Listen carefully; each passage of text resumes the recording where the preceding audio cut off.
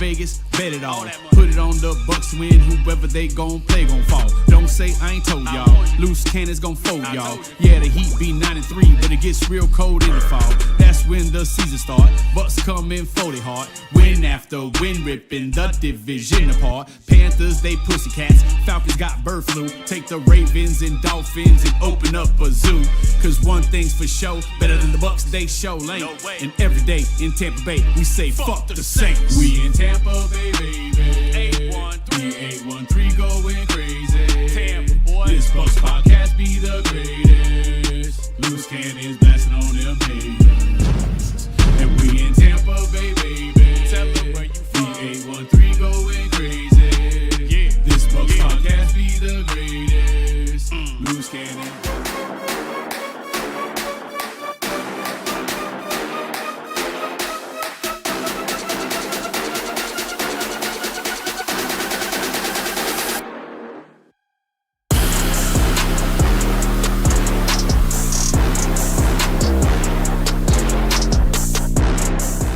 What is up, Bucs Nation? It is Monday, September 22nd. Victory Monday yet again, 2025, and you are watching the Loose Cannons podcast. I am your boy, the Samurai Ali, hanging out with the one and only Poppy Latte and the barefoot meat in his mouth at the most inopportune time, and very, very pale, pasty, almost unhealthy looking, stank bastard.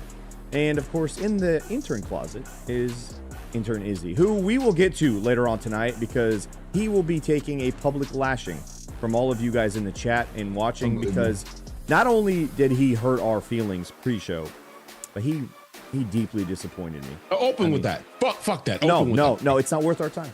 Tease it. Make him tingle for it. Stank, give the lyric. Stank, give the same lyric. Stank, give the lyric. Give the lyric that you gave him earlier. I said way back, like the red and black lumberjack with the hat to match. All right. Who did that, guys? Please comment below. All right. Who said that? Boys, this past Sunday, the Tampa Bay Buccaneers donned a uniform in the glorious light, by the way, in the glorious sun. Just beautiful uniform. I will give it credit, okay? A uniform that was worn for an entire season when the Buccaneers were born. And the Buccaneers won nothing in those uniforms. Not a single game, probably not even a quarter. I don't know if they even had a lead. And shortly thereafter, one season in, they said, fuck these uniforms. They are cursed, and they threw them away forever. Well, the Buccaneers wore them again this past Sunday, and they won the very first game ever in the white creamsicle with creamsicle/orange jersey numbers. They beat the New York Jets. Exactly how we wrote it up, by the way. Exactly how we planned it to the T, okay? Bucs are 3-0, baby. Bucs are 3-0. Stank was not in the building. Sammer, were you there to witness that? I was there. I witnessed history. Were you there? This moment. Yeah, I was there. I was there right next to you. We were interlocked arms, kind of like they walk out to the 50-yard line, but for the coin toss with our sons, and we were just enjoying the moment. We saw history. Stank, history. Were you there during history? No, I was teaching my grandson to swim on his second birthday. All right. You got a fucking problem with that? Sounds like a fucking loser. We do. Sounds like he's gonna have another fucking birthday next year. I'm just saying, if you do, be really careful. You can bring it up. All I'm saying is he's got like at least 84 more opportunities to have a birthday party. And you chose that day of all days. Yeah. I didn't choose it. You could have taken him to the game, like I told you, but you're a shitty fucking grandfather. The comment section stinks a commie. Yep. By the way, immediately, Sammer, Biggie. Somebody finished the rest of the lyric with the hat to match. It's just. Could you imagine not knowing? Just even hearing just hat to match. You know exactly what that is. Exactly. Anyone who knows hip hop. By the way, it's essentially a nursery rhyme, right? If you hear the wheels on the bus, hey, you know what what we're talking about? How do you not know that? Do y'all want to go ahead? Do y'all want to go ahead? Izzy, wait. First, your mic is way too hot. Shut the fuck up. Your mic's way too hot. Lower it. 1, 2. We even gave him another layup, guys. We put it right there at the tip of the rim, just fucking, one of those fake dunks, and you think you dunked. Literally, Sam and I, for like 5 minutes, were like, oh. I even went, oh, baby. Oh. Like I gave him all. I mean, it's just embarrassing. But we'll get to it later. All right. I literally went cheese steak. Whatever. I'm done, bro. I'm done. Listen. Brian Molinero says, how does 85-year-old Sting's grandson not know how to swim? Nobody taught him. Nobody taught him. Agreed. I had to step in. Boys, that's why I missed the game. It was 29-27. And again, Baker and the boys managed to pull off an amazing victory, steal it directly from the jaws of defeat. Again, somehow every week. And this team is just so fucking resilient. And it starts with the one and only. Do you guys disagree? I mean, Sank, you can't even say anything. You weren't there. Latte. Baker is the head of this unbelievable shark that we have created here in Tampa. Listen, I said it last week before the end of the show. Right at the end, I said, listen, I would be remiss if I didn't bring this up. Baker sets the tone. Teams take the identity of their coaches or their quarterbacks, and he said at the podium last week, you know, Baker, what was that, exchange with you and CJ Gardner? Bitch Johnson, sorry. Something in my throat. And he said, nothing. We just don't take no shit. Enough said, bro. We don't take no shit. No, I mean, you're out there with two offensive linemen who are starters. By the way, neither of them playing the position they're actually supposed to be starters in. Then you have three guys, practice squad players, one of whom actually knows the system, okay, and Klein, who not good, not ready, whatever it is, terrible. And yet they overcame. And did you guys hear the post-game comment from Baker? This is a guy who doesn't necessarily have to create, fake, fictitious, chips on the shoulder. But he remembered that Wilkes, the defensive coordinator of the Jets, was the head coach of the Carolina Panthers who cut him and essentially seemingly ended his career. Okay? He remembered that. So when it was time to go down the field to win the game and steal it yet again, he was thinking, I had a little something personal there. Wilkes, they're DC. That's the guy who cut me from Carolina. Like, that's diabolical. That's like Michael Jordan type shit, dude. I had a theory, and I kind of want to run it past you guys. What are the odds that Baker Mayfield is actually Jason Light's illegitimate son or legitimate son that he just doesn't claim because he keeps receipts like his dad? All right? Can't claim it because of a conflict of interest. That's really the only reason. Maybe that's the only reason he hasn't come out. Yeah. And admitted it to everybody. Because Baker Light, he holds grudges. They're one and the fucking same, those two. I'm not going to confirm or deny what I know or my sources. But I can see the likeness. I see what you mean. Yeah, I see it. We got a super chat. We're not letting him read super chats because he doesn't know who Biggie is. King Seffi says for $4.99 says, I don't give a fuck. Eagles going to get a night of horror from our grown ass Buccaneers. No excuse and no LDE. Lose victory. Yeah. I feel like that was addressed to me for some reason. I don't know why. At the end of that game, Latte, I had this thought, and I heard a couple other people echoing the same thought throughout, the Twitter sphere. Right now, in the NFC, can you name one quarterback who is playing better football than Baker Mayfield? In the NFC, not the NFL. Name one quarterback in the NFC who's playing better football than Baker Mayfield right now. He's top 2, in my opinion, for the MVP conversation. And I'm not saying that from a biased standpoint. Just the stuff he's overcome, the leadership he brings, the mentality, the resiliency that starts with him, that they all, obviously, it's permeated through the entire team. Not the offense, the entire team, right? This guy is the most valuable player to his team right now. And there's no quarterback in the NFC that's playing better than him. Not Jalen Hurts. Michael Penix? Not Michael Penix. Not that old man in LA. Not what's his name? Stafford. Goff. Not Jared Goff. Oh, I just mean to stop for that. Not Jared Goff. And nobody in the NFC is playing better quarterback than Baker Mayfield. Remember, it would be irresponsible for us not to mention, by the way, those are 3 straight victories with game-winning drives by said quarterback Baker. Yeah, I'm just a reminder, game-winning on the line, big balls, big dick on the table. We're going to go down here and win. We let Houston score to give Baker the ball. I mean, the refs, I'm not that guy. I'm not that fan guy. I'm that guy. But the refs were fucking horrible. But I mean, I've never seen anything like it. Ticky-tack bullshit. Sammer kept pointing it out. shit that wasn't even affecting the play. I mean, there's holding on every fucking call, guys. On every fucking snap, there's holding. Newsflash, there's holding on every fucking play in the NFL in the trenches. It is what it is. Like Vita, keep the energy the same. Then Vita gets held on every goddamn snap. Yaya was held multiple times with no. The fucking the no review on the fucking Ibuka catch. I'm waiting for an explanation. How Todd called time out to prompt a fucking review because he can't challenge it, and they still said "fuck you." So in spite of all that, what about the play nobody's talking about, which is Jamel Dean's second interception? Yeah, bro. Where was the play? Where Johnson fell down? Yes, on his own. Jamel was just there. He caught the ball on accident. Actually, he didn't know. Yeah, he was like, "Oh shit, there it is. Shit, the ball's in my lap. What happened there?" No, I mean, to add to that, Latte, their receiver was marked a yard short on a 2nd and 20, right? And okay, he may have gotten that. They didn't show us a replay. They stopped the next play from going forward. And just to have a replay assistance from New York, okay? And then after that, the replay assistance guy in New York turned the Bucs game off completely. He threw that TV. He ripped it off the wall. He didn't watch it. They did that and gave them a first down for a 1-yard difference, okay? And a fourth quarter drive that had yet to have any impact.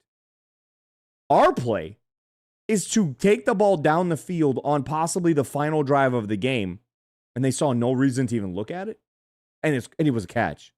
Not even like it was clearly a catch, okay? But with all of that and the offensive line playing like absolute dog shit, and not even to a fault of their own, they just cannot be any better. Those guys don't play ball.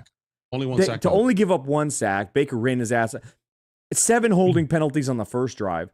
And the one word that keeps coming right back after we say all of these things, it seemed like a mountain, right? An insurmountable mountain in the way of a railroad track. Still, the Bucs are somehow resilient in the face of all of that, and it starts and it ends with Baker fucking Mayfield, man. Oh, yeah, Six is unfazed by that shit, bro. I feel like it empowers him in some weird way. It's like he almost needs it. Yeah, he likes it. He's chip on shoulder guy. He doesn't admit it, but he needs it. It fuels him. It lights him up. I mean, he said it right. Like I was rocked up. He was probably rocked up. Like fuck yeah, they blocked it. Fuck yeah. Oh shit, I fucked up my camera. Yeah, you're too energetic, man. No, I mean. Like his numbers aren't gaudy, Stank. You're not looking at that and saying, wow, this guy's got MVP caliber numbers after 3 weeks. But man, he's doing exactly what his team needs. He's efficient. He's on point. He makes up for his mistakes. He hasn't thrown an interception, knock on wood. He has nothing that he has done has impacted the team negatively. And that speaks volumes considering he has so many built-in excuses. He didn't have Mike Evans in the fourth quarter. He had Sterling Shepard. And who, by the way, deserves some fucking respect. Can we finally give that kid respect? Yeah, he's not a kid. He's an old man now. That crazy motherfucker absolutely has been balling out. He's the only guy catching passes over the middle because for some reason, Grizzard or Baker, somebody is refusing to throw the ball to the tight ends. They don't want anything to do with the middle of the field. And maybe it's just because the pressure's in Baker's face and he has no time to get the reads down the middle of the field, except for that motherfucker, bro. That guy clutch in this game. Absolutely fucking clutch. Huge catches. Complete clutch. Somebody put in the chat, by the way, that Greg Auman said the league quoted or said that they didn't have enough to review Ibuka's catch. Whatever. He's going out of bounds. He's going out of bounds on a big play. He also stated last night that you're not allowed to touch, land, graze, make contact at all with a player on a blocked field goal. We know that famously. I'm going to say this, and it's painful, but Colts game, fucking shit. See my rice. Some bitch penalty. You can't touch on the way up, on the way down. You cannot make contact, and you can clearly see on replay. This is Greg Auman, Almanac. You know he knows his shit. He knows everything. The guy landed on fucking Klein's foot, and Klein literally points it out to the ref like he landed, and the ref's like, yeah, no, never mind. I mean, that one wasn't egregious. I could understand in bang moment. That's a tough one to call. I mean, we lost because of some bullshit like that where Simeon didn't even touch a guy. But I mean, just come on, man. To just like the stuff they were doing, man. And it was just all nonsense. But with all that being said, like I just said, with all that being said, yeah, they just figure it out, man. That's championship clutch type shit, man. 100%. That's resiliency. That's no quit. I mean, that's what you want to see, right? We've seen Bucs teams pack it up, and it's like, oh yeah, we've talked about it, Stank, right? We've all talked about it. It's like, why does this team got to get punched in the mouth to fucking react? This team comes out swinging and just doesn't stop swinging. It's awesome. Somebody also mentioned Buka's fucking one-handed catch. That kid is special. He is. Point blank period. Special, air rare. It's just fucking stupid. It's you know stupid. what? We just glaze over the fact that yes, it's completely duct tape front, line in front of him. Guys we've never started before, have no business starting in this league. Will probably never start again once we get healthy up front. Never. But he's missing his number 2 and number 3 receiver. You got a rookie out there playing out of his fucking mind. I mean, the changes are everywhere. Kate Otton's obviously hurt, and Grizzard's only using page 1, 2, and 3 of the playbook. That's it. That's all they're fucking using out there. Yeah, and but to your point, Stank, too, Kate Otton's in there helping. He's blocking. He's kind of just his ass off. He's not really being asked to do much more than that. So they haven't even tried to utilize that. And how can you call any more of a play of your playbook? You have a guy who got there 3 days ago. Yeah. He doesn't even know the fucking line calls. You can't call everything. Like they kind of just went in there and they changed after that first drive. I don't know if you guys noticed. They changed the entire mindset of what they were going to do. They're like, fuck that. We're not running in these longer developing runs. We're not pulling guys. It's all holding penalties if we do with this guy, with this group. So they said, let's just start running rep the middle and off tackle and let's just hope it works out and let's get out of here. And then, I mean, I don't think I've ever watched a game with an offensive line like that and they still somehow won the game. At a fucking lead. And with all that being said, Grizzard, we talked about it not attacking the middle and the playbook being, is on the first 3 pages. Stank, the guy still put his dick on the table and called up a shot play to Tez Johnson that if Baker just put a little more air under it, it's a walk-off. That's 2, Baker. That's 2. That's I mean, fucking shit. Yeah, Baker's got to hit those. He was waiting to dial that one up. He's got to hit those, but he was waiting to dial those up. He also got pressure in his face. He would have looked like it would have been like the Olympics as far as the celebration, the gymnast routine. He would have done it right. He would have caught it and just started tumbling down the fucking back handspring tumble. Yeah. Like I was waiting for it, and I was like, landed it. Man. He would have stuck it, dude. Better than Simone Biles. He would have had his hands up like this too. It would have been perfect. Yeah, Stank, you want to read this next super chat since Izzy's in the closet in timeout, or do you want to allow him to read it, Stammer? It's up to you. Shout out to the rookies, Ibuka. Whoa. Who sent it and how much, bro? What the fuck? The LDBC's most wanted. Thank you for the $4.99 super chat, good sir. We really appreciate your money. Shout out to the rookies, Egbuka and Parrish. Egbuka. There's no G. Egbuka, no G. The G silent. I say Egbuka, and I'm going to stick with that. Okay. We'll be Bucs for the next decade. Morrison play great as well. Hope Tez gets some more opportunities. Go Bucs. Yes, all those things. Hey, Parrish is a fucking dog. I mean, speaking of which, that's literally the next topic. Like, Sammer, Stank, I said my bold prediction was that Servassier Dennis would get a pick, right? Oof. Who had Dean? All you fucking guys that clown Dean and hate Dean. And he's been playing good. And Sammer's been saying, and Stank's been saying, he's been playing good. You can hate on him. He's been playing good. Who had Dean getting a pick on their fucking bingo card? That's more bold than my prediction. That was insane. No. Latte, the entire secondary. Hands on balls, finally. Yeah. Hands on balls from every one of those guys. It starts with Antoine with the first turnover of the year with the sack fumble. He knows how to sack a guy and make sure he gets his hand on the ball. Okay. Sack, hand on ball, goes hand in hand. Pun intended, okay? Perfect execution by the one and only Antoine Winfield Jr. And that was it. The floodgates opened after that. Jamel Dean, who rarely even gets hands on anything, gets hands on ball, okay? And then takes it back. Or takes it back and dances with said ball. So, and across the board, Jacob Parrish making plays. Guy's always in the right spot, always makes a fucking tackle when he needs to make a tackle. Tyke, bro. Tyke Smith. Dude is a fucking annoying ass little gnat on defense to every part of your run game and your passing game. Don't use Nat. That's a grown ass man. He ran right through fucking nigga. I'm just saying. Bully, whatever the fuck. That shit is annoying. Trust me. You play basketball against those little. It's they get annoying. Yeah, they get annoying, dude. They're just little gnats. Like, leave me the fuck alone, right? Jacob Parrish gets his first sack. Mudfish Matt with the 5 gifted subs. Thank you, Mudfish. He's always handing out. He's you know what? like Oprah. He's like fucking fish. Oprah. You get him. That's my favorite fish. I love Mudfish. Yeah. Love them. Or Matt. I love Mattfish. Those are great. Mattfish? Yeah, Mattfish are great. Yeah. And then you saw Benjamin Morrison making plays. You guys notice it when he's out there?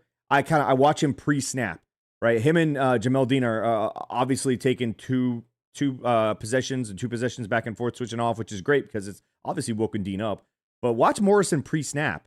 He's talking to all his teammates in the secondary. He's calling out plays. He's communicating. These two guys in this bunch, we're gonna switch. We're not gonna switch. I'll take on. He's talking as a rookie. his eye, it's up here, dude. You could see it on him. Obviously, Jacob Parrish, fucking natural. He gets his first sack of his NFL career. We keep saying he reminds us a lot of Rondé Barber. He's on the right. Sure tackle like Rondé, for sure. Got a sack like Rondé out of the nickel position. Rondé invented. I mean, across the board, the secondary, unbelievable day.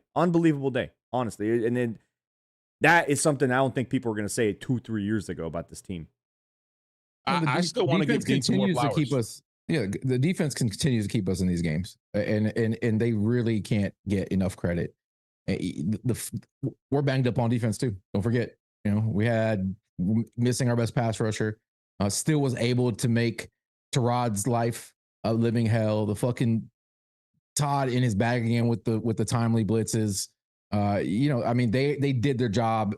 It got a little weird towards the end of the game, but I honestly feel like had it not been for that fucking bullshit pass interference call, right now we're crowning defense and talking about what a great job Todd did out there. Well, I mean, a lot of people complain that they got too soft in the second half in the fourth quarter, et cetera. Sam and I talked about it. We're there watching the game. I think they were just kind of like, okay, you can have everything over the middle, whatever. Keep burning clock. You're not within striking distance. And then they gave him that fucking touchdown that wasn't a touchdown. The refs, again, fucking shit. That ball hit the ground. Yeah. And then you had a fluky fucking block kick. If not for that block kick, the game's over anyways. It's a 2-score game with less than 2 minutes. It's a wrap. But people wanted to say that was all Todd Bowles. But Todd Bowles even said, he's like, we allowed a 5-yard receptions to turn into 10, 15, 20 yards. Tackle. And a lot of teams, you have that lead, like you said, they want you to waste the clock. They're going to let you catch it. They're going to come up. They're going to tackle it 5-6 yards and make you just kind of waste time. And if you score, you score. But, we got a lead. And it just didn't work out. It didn't help that all of a sudden the entire fucking defensive line was platooned out again. Yep. And it's week 3. Put Vita out there the entire game minus, 15 snaps. He didn't have to fucking be on the sideline there. I get it, but come on, man.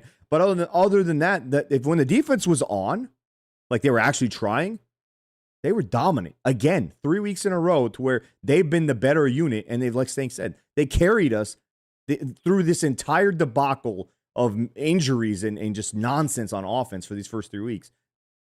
Tip of the cap every time.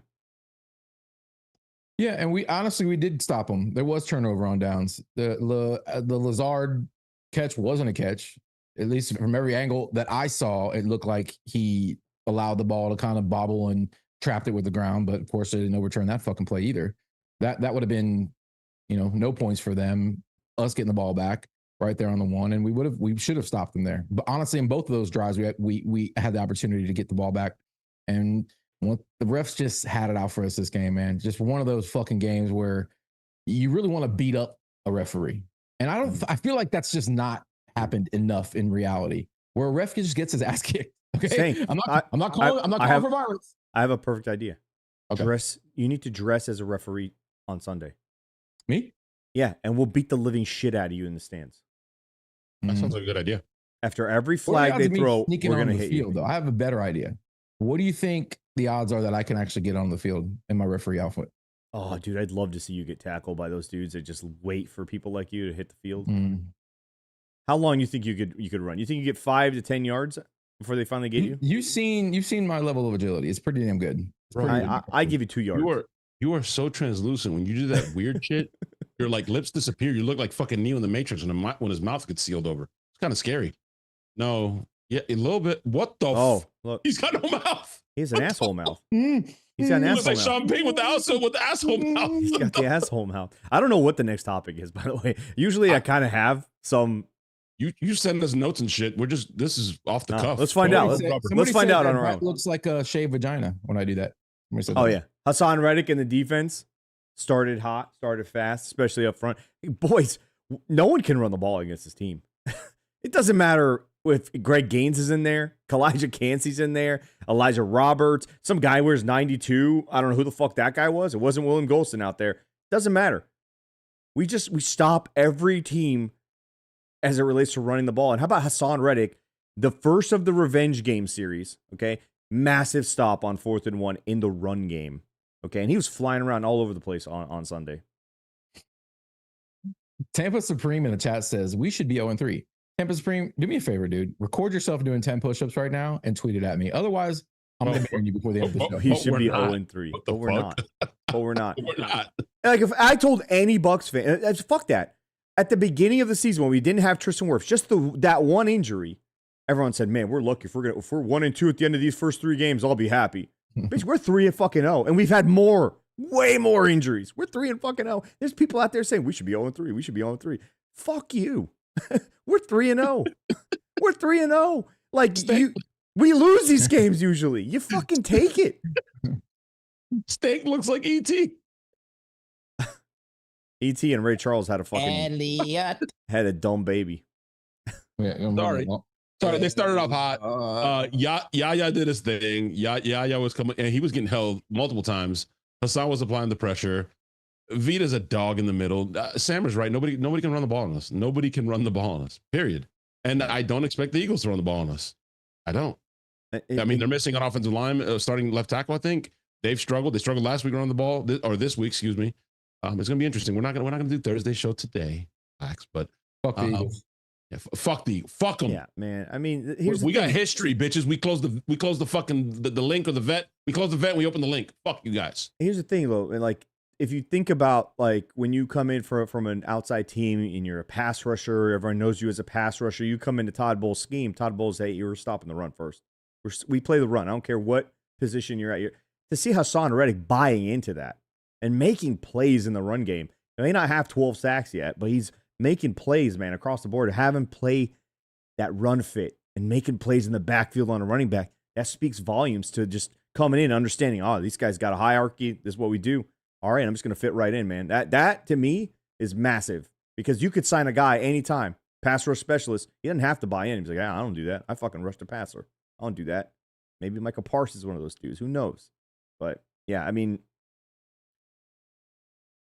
yeah. Can we get a moment? I wish we had Kalijah Cansey a little bit, but can we get a moment of silence for the New Orleans Saints football team, their entire franchise? No, because they're dead. They're finally dead, boys. Okay, we did it. Wait, we did it. Moment of silence. Moment of silence. Ready? Okay, that was enough. Fuck you, bitches. 0-3. Boy, sorry, bitches. In a they're bad quiet. Place. Yeah, they're really quiet, dude.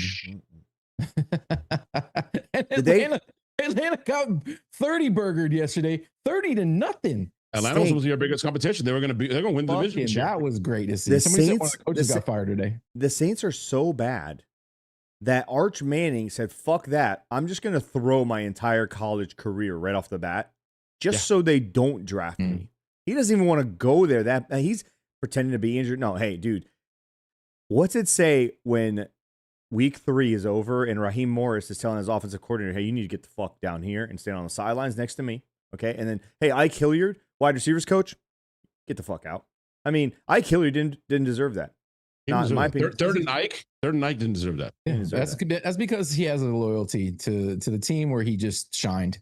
All right, and it's not the New York Giants. It's the Tampa Bay Buccaneers. We appreciated him here. Obviously, he's a Florida guy. Gator legend. Okay. Dave OG says, no discussion on Vita's TD celebration. You know what? Fuck a discussion. I think that me, Sam, and Latte need to recreate it. Latte, since you're in the middle. You guys know what that's from? Yes, yeah. It's that viral video with the kid. That's what it said. That Latte, since you're in the middle. I don't think Stank knew what it was. Latte. You need to be I know what it is. You need to be Vita. I don't know what it Me and Sam are going to roll. Are you saying I'm the fat guy? Fuck you. How about this? How about this, you fucking asshole? Let's talk about the Gators, bitch. Oof. Lagway's putting on a boot just to pretend he's hurt, but he got benched. I don't talk about that football team right now. I know you know. Hey, Sam, how's Florida State? How's Florida State doing, buddy? 3-0, baby. We're great with 3-0. I don't know. Okay. The Bucs are 3-0. Miami's 3-0. Florida State's 3-0. The Gators, USF.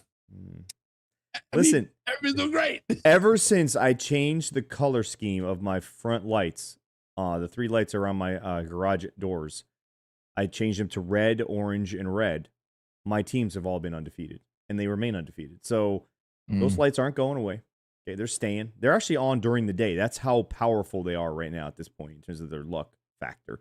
But yeah, I mean, can we even have a discussion about the 3 major college teams in this state?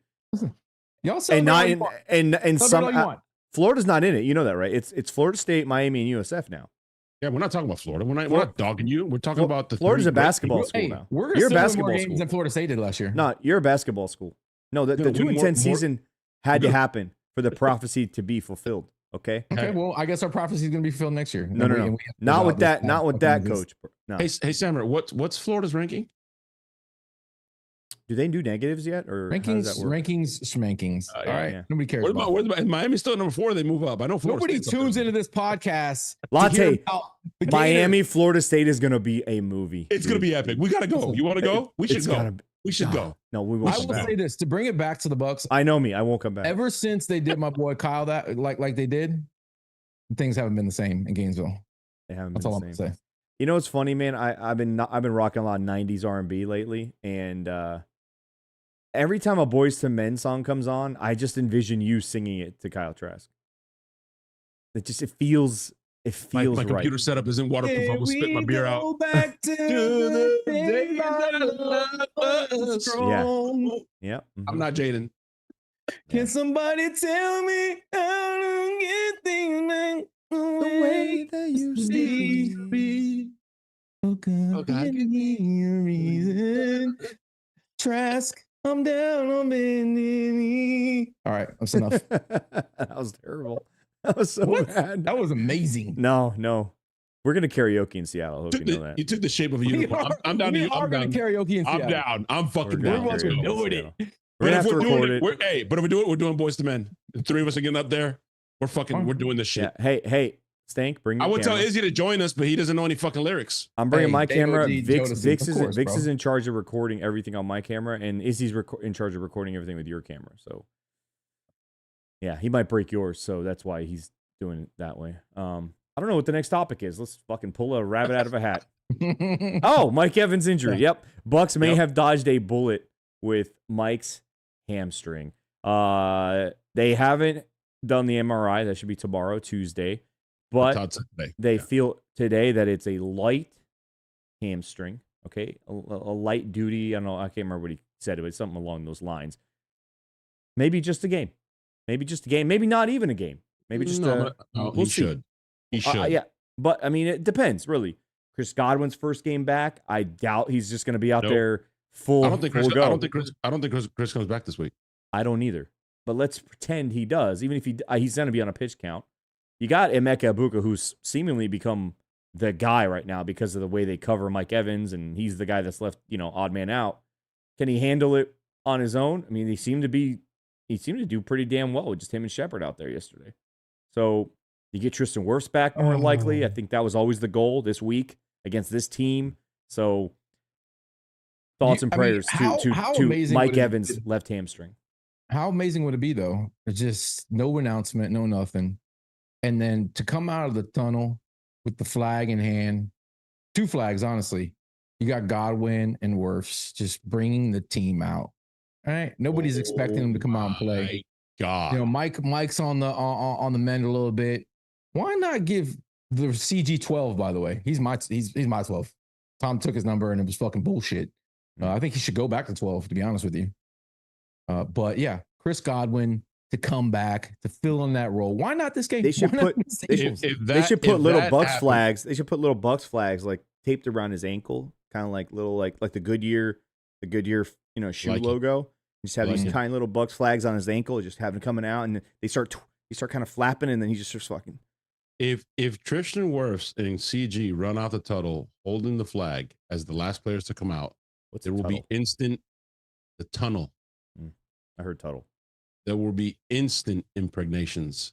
Everybody will be just like rocked up. It's just Stank will get pregnant. Stank will get pregnant. He would. I mean, he's like Arnold in Mr. Mom or whatever the fuck that movie was. Stank. If listen, could Chris Godwin impregnate you?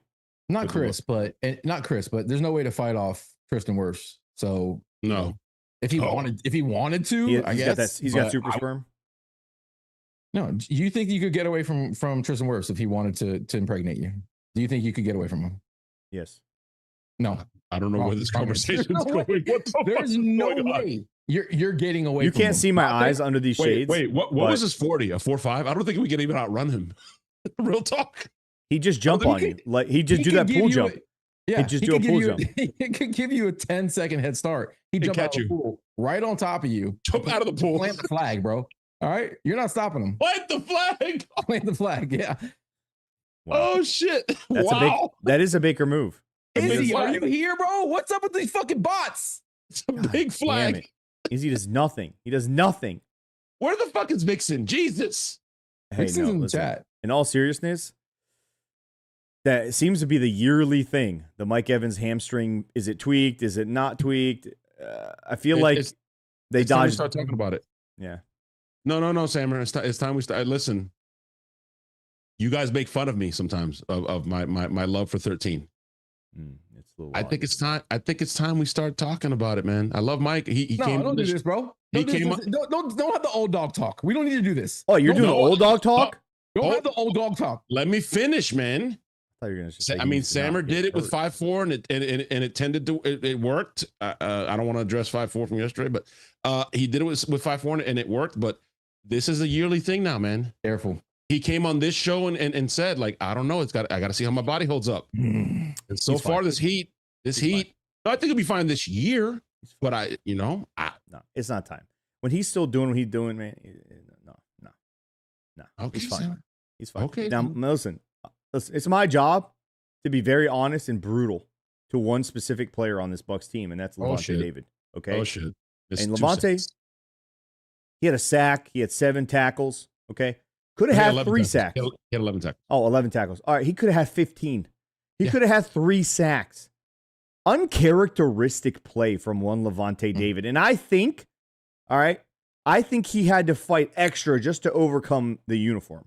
I think a lot of what happened on Sunday was the team trying to fight the bad juju that's on those uniforms. They didn't win a single game wearing those things, Stank. You don't think it comes with a little bit of fucking bad, just energy? It does. I mean, that clearly was not Levante David. That was cursed Batman Woods in the 54, okay? That didn't look like Levante. Nobody wore the same number. They wore the same number.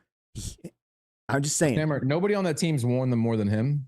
So there could be some residuals. Like, it's a lot of years where he's like, all right, Creamsicle throwback game. And he's like, I'm not buying it anymore. Okay.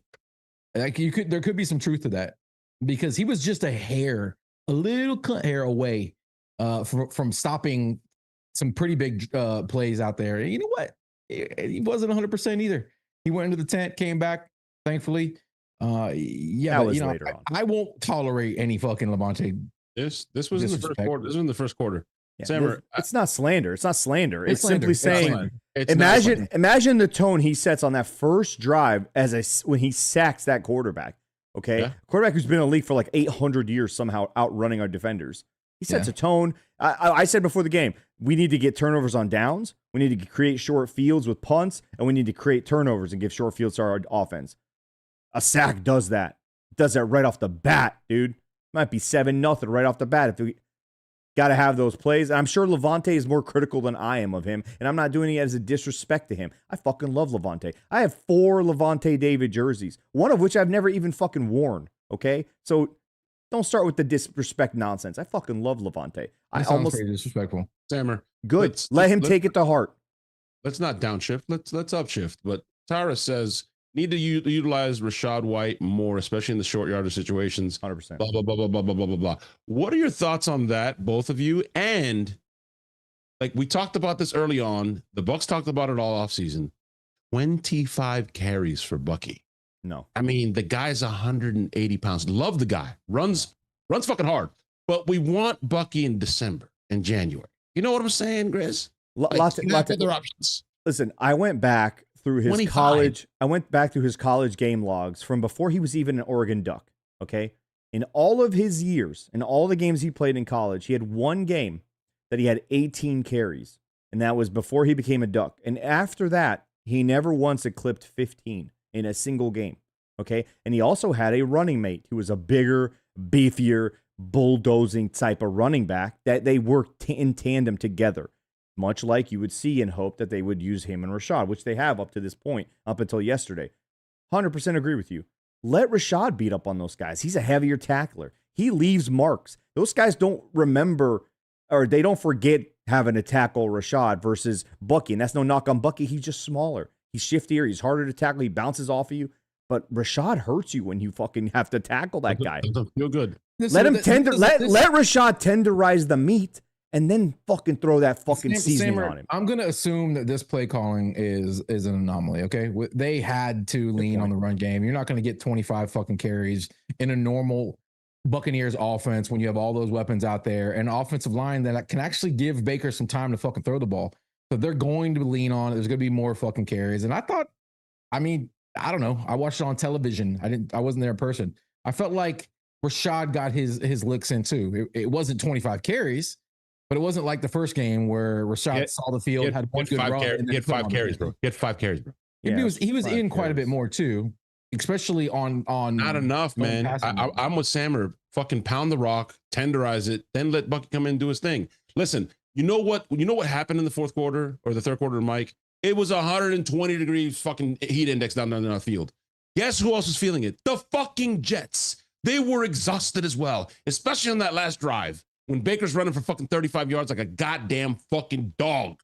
You know what else you could do? You could pound the fucking rock. It looked like it was designed, by the way, too, because he literally rolled out and he just kept running. It almost looked like he was surprised when he broke open. He's like, the fuck? But I've never seen this much green grass in front of him before. What's crazy is I was calling for the boot all day. I kept saying boot. They're not covering the boot. Every time it's wide open. Just call the boot. If they would have called it the 5-yard line, they would have scored a touchdown in the second quarter. We'd have had 14. Staying in bounds and turning it up and gaining another 15 yards, dog. But listen, one point is, pound the rock with fucking Rashad. You have a valuable asset there. You can run between the tackles. Tenderize the fucking meat, man. It's 120 degrees. They don't want to tackle. They're tired. And then after they're like bruised and battered and God, it's fucking. Then bring in Bucky. Oh fuck, now we got to catch his jitterbug. Jesus, this guy's strong and he's fucking shifty. Fuck. Latte, they 25 times, Bucky. That's insane. Rashad was involved a lot in the passing game in terms of like the blitz pickup. He was chipping, and Bucky was doing the same thing. They're just swinging out, and they basically almost every single time they would immediately go out and just become a safety valve because the offensive line was going to fall apart, and they were always there for Baker, whether he wanted it right off the bat or not. Seemingly 3 of those came back for holding calls, which is fucking mind blowing on top of it. But I will say there has to be a little bit of truth to the fact that we can't call our offense the way we truly want to. There's just no way. I mean, I told you, I was joking with you, Latte, at the game. In the third quarter, we started the third quarter trying to run the clock out. We were trying to go home at the end of the third quarter. Like, hey, let's get this clock out of here. Let's go home. Get over with. Yeah. They were like, let's bleed it now. Sam, I think you forget we've got a lot of new people that watch this show, and they don't understand the shades. Right. And we get this all every Monday. Somebody's like, what's with the stupid shades? You guys think you're fucking cool? So can you explain to them why we're doing it and why they should be doing it at home with us? Many a year ago, we started something called Victory Shades. Because on Victory Monday, not having shades on just ain't fucking cool enough. And I'll be honest, our future is fucking bright. So it's kind of a double dip. Okay? The future's so bright, I gotta wear glasses. Yeah, right. So on Mondays, on Victory Mondays, we rock Victory Shades. And we urge you all to watch our show with Victory Shades. It'll make Stank's extremely bright complexion much easier on your eyes. All right? You won't have to have eye surgery in a year or two watching his pasty ass. He looks like a fucking sun out there sometimes. So the sunglasses are actually going to help you guys out on Victory Monday. And there's going to be a lot of Victory Mondays. I'm going to have to start shifting out some of my shades if I'm being honest with you guys, right? But yes, Victory Shades. You know what? Since I'm talking about ourselves, make sure you guys also check out loosecannonslive.com where you can watch every one of our shows and also listen to every one of our shows on the website, or if you prefer, You can also listen to us on iTunes, Spotify, Google Play, and of course, Pornhub.com, where we have an amazing collection of videos and audio files for your downloading pleasure. And I emphasize pleasure, okay? No mammothmuslim.com. Well, you can also visit mammothmuslim.com if you're not getting enough of me on this podcast alone. There's a lot to go around. Listen. Yes. Forgot my fucking point now.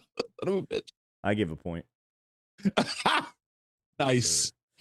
Hey, I forgot what the fuck I was going to say. Do we even need to do, I mean, Stank, most impressive. One player, most impressive from week 3 against the Jets before we end the show. Before I give you my most impressed, Constantino said you're whiter than Stank. I agree. Sammer is way whiter than me, even in person, bro. And look at you. Look at you right now. Literally, look at you. You're blending. You're glowing into the background. It's my camera. You look like Bruce Leroy, bro. Bruce. It's my camera. Boy. I'm washed out. You're right now. glowing. You're Most glowing. impressive. I'm brown. I said it earlier. Most impressive. A guy that really hasn't gotten the credit. He's been a bit of a fucking head case at times. Made some critical errors. Runs his mouth quite a bit.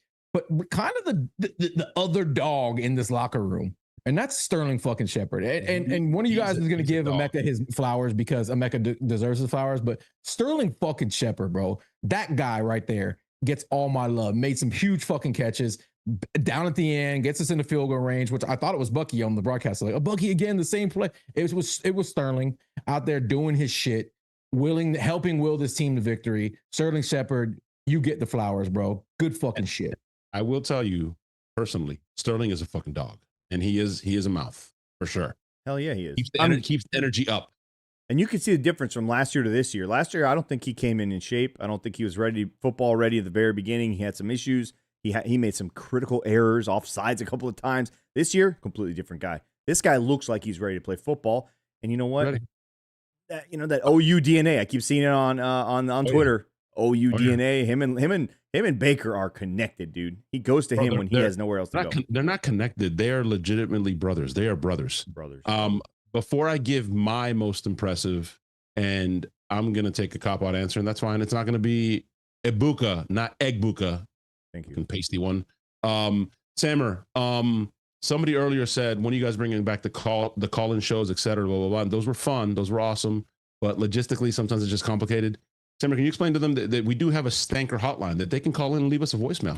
Right? If you guys listen, if we get some voicemails, we will play voicemails. There's an easy way to send them in. Go to the loosecannonslive.com, click the red button on the right side of the screen. It says leave us a voicemail. And yell or cry or sing a song of joy. Okay? I want to see Tope Daddy. What was his name? The Romy? He's fucking awesome. Tom in Michigan. Yeah. Tom in Michigan. I see you in the chats. Leave a fucking voicemail, Tom. We might do a call-in show during the bye week, or maybe after maybe before a Monday night game or something like that. We could do something like that. We haven't figured it all out in terms of the schedule. This is truly, you know what? Don't play nice, Sammer. All right, you're the reason you took away the best part of this podcast. We're going there. We're going there, Stank. We're going there. We're doing it. All right? We're doing it. There's a reason my brother. I'm fucking Stank. I missed the fucking call-ins, bro. It's fucking bullshit. The fans. It's bullshit. Just so you guys know, we're on board with the calls. End of the show. Can we take? We're on board with calls. Can we take one fucking phone call, bro? One. Somebody call in. Yeah, right now. Call. Here's one. Yeah, hi, Stank. Go fuck yourself. What's that? A fucking flip phone? The fuck is that? Yeah. No, that's a remote. That's a fucking remote. Yeah, Jonah. Right.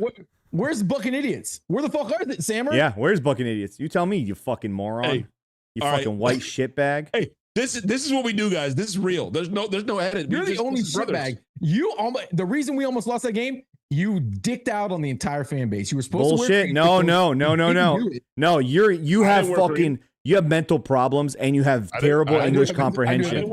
Okay. I said if the Bucs announce that they will wear the throwback whites to Seattle, then I shall match them in Seattle. And Latte, did you see my bag? Did you? Yeah, I bought this yesterday. I bought a terribly pressed on printed jersey. Okay. It's so bad. It's so bad. I need a fucking stitch one. Listen, I'm taking a cop out. My player of the game is a unit of dogs. Okay. From right to left to the two safety to the fucking nickel, the fucking secondary, baby. Antoine Winfield creating the first turnover of the fucking season. coming off the fucking the blitz, just screaming sack fumble. Jamel Dean, all the fucking haters. Fuck you, okay? I've always believed in you, Jamel. Fucking nasty. I mean, we've always said he's not playing bad. We said it week 1. People were like, oh, dog shit. Not playing bad. He's not. Fucking Parrish. Motherfucking Zion. Everybody across the board. Tyke. Just dogs. Dog. Secondary. My fucking unit of the fucking game. Go, Sammer. You can have Ibuka now. I don't want Ibuka. I was going to say Jamel Dean. If it wasn't for Jamel Dean's touchdown, okay, who, by the way, scored the same number of touchdowns that our offense scored, Jamel Dean won us the game. I don't care about that guy they trotted out, that number 4 jersey. He just did his fucking regular job. Jamel Dean, though? Jamel Dean won the game. Jamel Dean won the game at the end of the first half because the Jets decided, you know what? Instead of forcing the Bucs to use their 3 timeouts, we're going to throw 3 straight times and punt the ball back to the Bucs, who just went down the field and scored a field goal. Okay, we're going to fuck up twice, and then somehow the Bucs gave the ball back to them. And so their possession wouldn't have happened if we would have used our timeouts. We would probably knee it out and see you later, keep it moving. We tried to move the ball. We couldn't. We punted it back to them. And guess what happens? The glorious Jamel Dean interception. The pick 6 that only happens at Raymond James once every 5 years, seemingly. Okay? Against a team that you never would expect it to happen against. And a guy who's you think is still sleeping at the fucking wheel. Jamel Dean right down the fucking sidelines yet again and wins the game. Because without that touchdown. Fuck is a game. A game? Without that touchdown. Would you go as far to say as Jamel Dean saved the creamsicles? Did he? Did listen, Stank. Did Jamel Dean save the Tampa Bay Buccaneers twice in one career? Saved the season twice because the year we won the Super Bowl, we were spiraling, and Aaron Rodgers comes in here, and they were moving the ball, and all of a sudden got that pick 6, and everything changed for the season after that. That was a dick on the table moment. That was a dick on the table moment. Yeah. I do want to say too, you know who else recognized that, Sammer?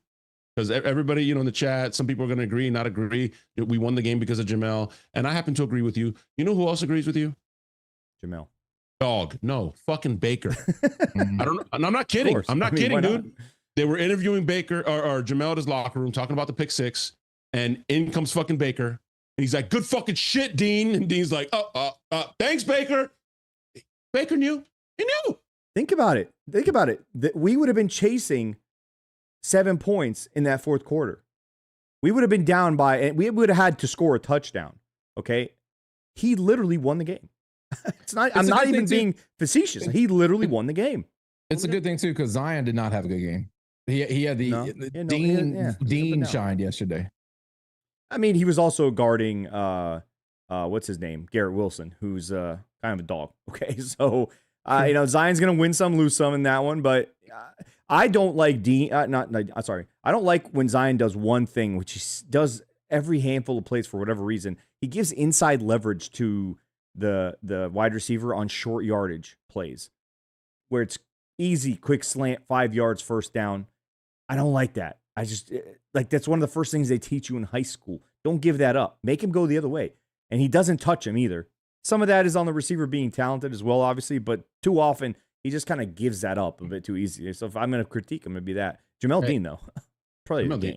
And hey, Sammer, I will say this too. I know you were just singing and dancing and just so fucking happy and rocked up. You talked about it all last season. You talked about it before that season with Dime Piece Dave. Like, can we throw our big body fucking Hall of Fame receiver a fucking slant where we could box him out the touchdown? So shout out to fucking Grizz. Yep. He just that was a box out big boy touchdown. Like, nope, you're not getting this. I don't know. I wouldn't give Grizz the credit. That was Baker and Mike. Baker's like, what are you doing over there? You're gonna give Mike inside leverage, you fucking man press inside the 5. Inside the 5 coordinator. He said it. I saw him out there. He looked at the sidelines. He said, "You dumbass defensive coordinator who cut me, you little bitch." Wait. Stay. You know that in that position on the field, he had to not look to the side. He had to look like back because they had to fit the yard. So you're saying Baker? You're saying Baker looked back? He's like, "You dumb bitch." Yeah, he's like, "Wilkes, fuck you and your kids, fuck you doing, children. Fuck you and your children." The crotch grab like you did at OU, like fuck you, bitch. But that play though is a touchdown no matter what, and it's up to Baker or Mike to call if he's going to go inside or if he's going to fake that and go fade, right? And either one is his basically. It's up to Mike to choose, and Baker just has to throw the one. I mean, it's a touchdown no matter what. Man press with no help inside the 5-yard line against one Mike Evans. I mean, Sauce Gardner doesn't have the body for it, dude. You just imagine if they would have done the celebration where right after Mike scores, he gets down, like he's an offensive lineman, and Baker lines up like a defensive end, and they mimic him rushing the passer. That would have been great, bro. That would be fucking gangster, dude. I'll be quiet. Yeah, I might or might not bring that up. All right, boys. Hey, make sure you guys hit the like button, hit the subscribe button if you're new, because we are amazing, in my humble opinion. Fuck the Eagles. And the Eagles are about to get an ass whooping, okay? And it all starts on Thursday or Friday night. I will be returning from Cabo, so I don't know if it'll be Thursday night or Friday night. But we shall have a Bucs-Eagles preview game at some point this week. Make sure you guys hit the like button, subscribe button. Make sure you guys also leave your comment on who your most impressive was. And Latte? I just want to say, not coincidence, we're playing back-to-back fan bases that are fucking, shitbags. And for some reason, have to remind us that they know how to spell, because that's their IQ, right? EAGLA, whatever. And Jets also. Jets. Yeah. They were doing that stupid shit. Yeah, so back-to-back fan bases that have to remind us that they can spell for some reason. No spelling out loud. Spelling out loud. Spoiler alert, it's going to be on the list. I hope they know how to spell Hassan. I hope they know how to spell Hassan, because they should probably write that one down, get that one ready for Sunday. I also hope Yaya popped enough where they stop doubling Hassan a little bit. You know what I'm saying? Let the man, and he's still getting pressure. Intern Izzy. You somehow go full screen. You somehow did not know who the fuck sang that iconic lyric. Unmute your mic, Izzy. There you go. Okay.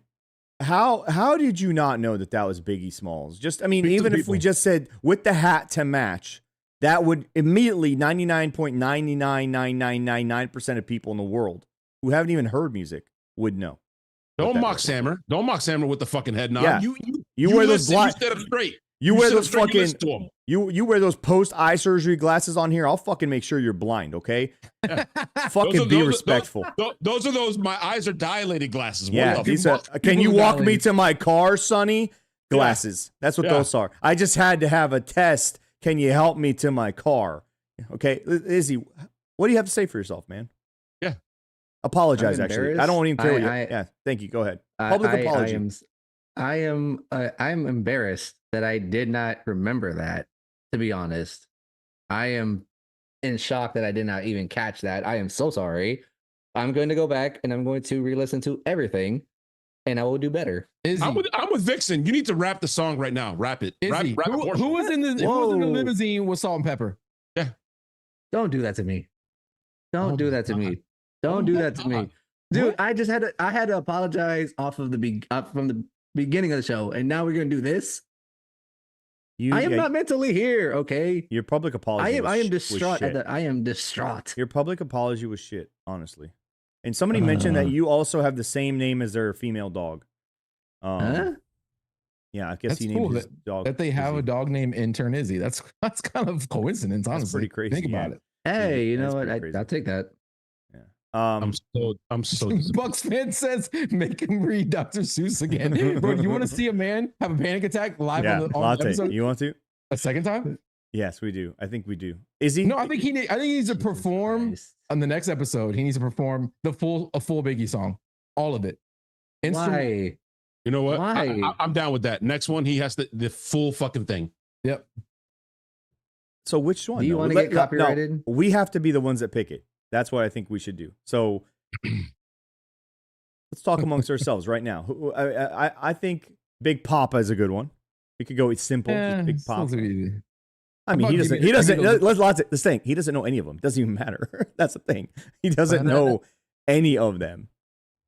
Izzy, right when you get off the show, you need to listen to "Give Me the Loot." All right. Or going back to Cali. Yeah. Going back to Cali would be a good one. I ain't mad at you. Oh, that's Tupac. How should we decide? How should we decide? What would the chat decide? We should go.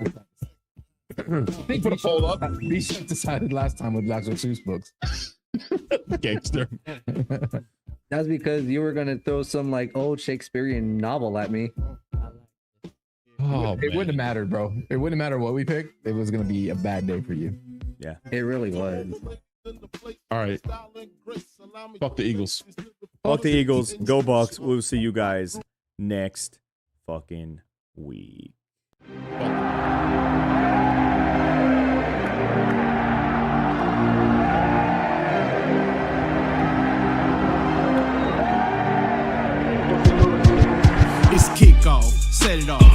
Vegas, bet it all. Put it on the Bucs to win, whoever they gon' play gon' fall. Don't say I ain't told y'all, loose cannons gon' fold y'all. Yeah, the Heat be 9-3, but it gets real cold in the fall. That's when the season start, Bucs come in 40 hard. Win after win, ripping the division apart. Panthers, they pussycats, Falcons got bird flu. Take the Ravens and Dolphins and